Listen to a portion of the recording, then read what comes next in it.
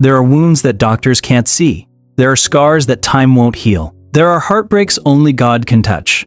And if you're listening to this, maybe you've been asking him, why did you let this happen to me? This is the story of a young woman named Leah. Life took everything from her. Her joy, her trust, her purpose. She grew up believing in love, believing in family, believing that God had a plan for her.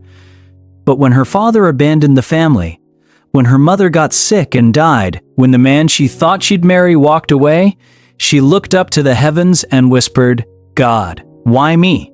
Every night she cried alone. She blamed herself. She felt worthless.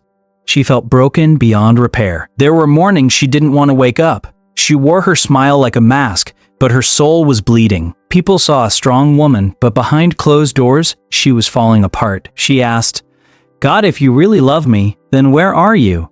Silence, just silence. And silence can be the loudest pain. One day, Leah couldn't take it anymore. She walked out of her house, no destination, just pain leading the way. She found herself in front of a small church. The door was open. Her heart whispered, go inside.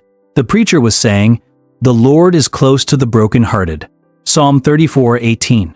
Those words hit her like lightning. It felt like God himself was for the first time in a long time. She cried, not in despair, but in release. She fell to her knees and prayed, God, if you still want me, I'm yours. God didn't remove her pain instantly, but he started building her strength through it. She got a job. She joined a support group. She started reading the Bible again. She forgave her father. She let go of the man who walked away. Step by step, God rebuilt what life had destroyed.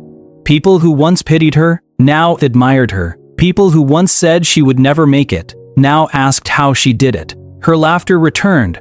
Her confidence returned. Her purpose returned.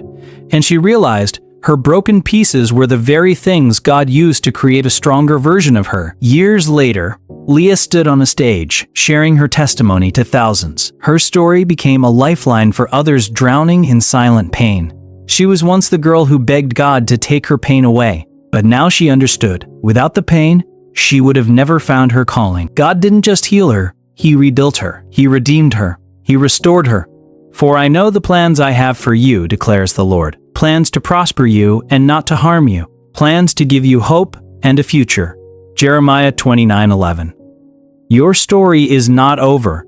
God is not finished with you. If God healed Leah, he will heal you. If this story touched you, share it. Comment, God is with me. Subscribe, someone you love needs this message today.